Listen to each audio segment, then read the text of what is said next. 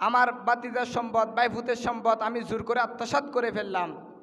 আমার পাশের ঘরের মানুষের সম্পদ আমি আত্মসাৎ করে ফেললাম। আমার জমির সাথে লাগানো জমির 1 বিঘা 2 বিঘা জমি আমি আত্মসাৎ করে ফেললাম।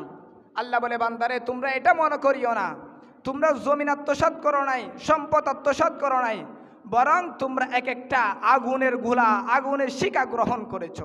ওয়াসায়াসলাউনা সাঈরা, তারা অতি শীঘ্রই জাহান্নামের আগুনে নিক্ষিপ্ত হবে। কবরে যখন আপনাকে রাখা হবে, আপনি যদি জুলুমকারী হন, আপনি যদি ব্যভিচারী হন, আপনি যদি জেনাকারী হন, আপনার সর্বনিম্ন শাস্তি যেটা বলা হয়েছে, জাহান্নামের সর্বনিম্ন শাস্তি কবর থেকে যেটা শুরু হবে, যে আপনাকে আগুনে 2টা হুর পরিধান করানো হবে, আগুনে 2টা জুতা আপনার পায়ের মধ্যে লাগিয়ে দেওয়া হবে, এবং ওই আগুনের জুতার উত্তাপে আপনার হাড্ডির ভিতরে যে মগজ আছে ওই মগজ পর্যন্ত গলে গলে বের হয়ে যাবে।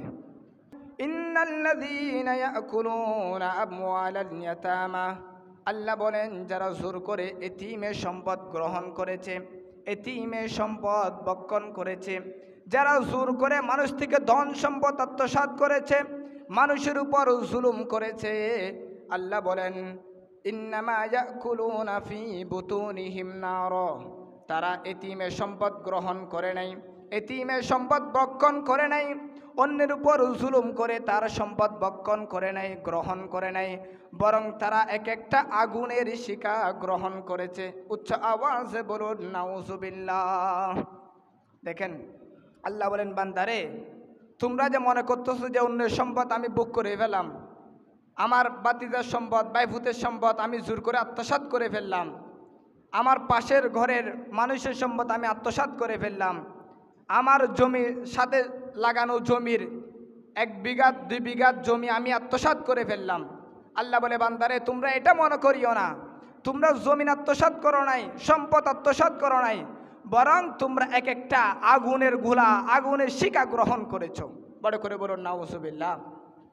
তাহলে অন্যের সম্পদ গ্রহণ করা মানে আগুনের গোলা, আগুনের শিকা গ্রহণ করা। নিজের পেটের মধ্যে হারাম সম্পদ দেওয়া মানে আগুনের গোলাকে নিজের পেটের মধ্যে দেওয়া। এবং আল্লাহ বলে ওয়াসায়াসলাউনা সাঈরা, অতি শীঘ্রই তারা সেই জাহান্নামের আগুনে নিক্ষিপ্ত হবে, অতি শীঘ্রই। আগামীকাল আপনি ইন্তেকাল করেন, 4 দিন পর আপনার ফাতিহা, 40 দিন পর আপনার 40 এভাবে করে দেখতে না দেখতে বছর শেষ। এই যে আপনি আগামীকাল কবরে যাবেন, আল্লাহ বলে ওয়াসায়াসলাউনা সাঈরা, যে ব্যক্তি অন্যের সম্পদ আত্মসাৎ করেছে বা অবৈধ পন্থায় নিজের শরীরের মধ্যে সম্পদ দিয়েছে, ওয়াসায়াসলাউনা সাঈরা, তারা অতি শীঘ্রই জাহান্নামের আগুনে নিক্ষিপ্ত হবে। আপনি যখন কবরে যাবেন, ওই কবর থেকে আপনার আযাব শুরু। কিতাবের মধ্যে আছে, কবরে যখন আপনাকে রাখা হবে, আপনি যদি জুলুমকারী হন, আপনি যদি ব্যভিচারী হন, আপনি যদি জেনাকারী হন, আপনার সর্বনিম্ন শাস্তি যেটা বলা হয়েছে, জাহান্নামের সর্বনিম্ন শাস্তি কবর থেকে যেটা শুরু হবে, যে আপনাকে আগুনে 2টা হুর পরিধান করানো হবে, আগুনে 2টা জুতা আপনার পায়ের মধ্যে লাগিয়ে দেওয়া হবে, এবং ওই আগুনের জুতার উত্তাপে আপনার হাড্ডির ভিতরে যে মগজ আছে ওই মগজ পর্যন্ত গলে গলে বের হয়ে যাবে। এমন ভয়াবহ আযাব, এটা হলো সর্বনিম্ন, এর চাইতে নিম্ন কোনো আর আযাব নাই। একদম ছোট আযাব, ছোট আযাব হলো আপনাকে 2টা আগুনের জুতা পরিধান করানো হবে, যে আগুনের জুতার উত্তাপে আপনার মগজগুলো গলে গলে পড়বে, আপনার হাড়ের ভিতরে যে মগজ ওই মগজগুলো গলে গলে বের হয়ে যাবে। বড় করে বলুন নাউজুবিল্লাহ। তো এটা কাদের জন্য? যারা দুনিয়ার মধ্যে হালাল হারাম ভেদাভেদ করবে না, যারা বৈধ অবৈধ ভেদাভেদ করবে না, একমাত্র তাদের জন্য। সুতরাং আমাদেরকে যাবতীয় অন্যায় কাজ থেকে, যাবতীয় অপরাধ থেকে, যাবতীয় অবৈধ পন্থা থেকে আমাদেরকে হেফাজতে থাকতে হবে।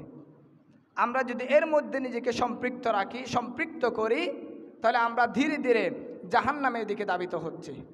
আর যদি আমরা সেই অবৈধ পন্থা থেকে নিজেকে বিরত রাখতে পারি, তাহলে মনে করবেন আপনি ধীরে ধীরে জান্নাতের দিকে ধাবিত হচ্ছেন। বড় করে বলুন সুবহানাল্লাহ।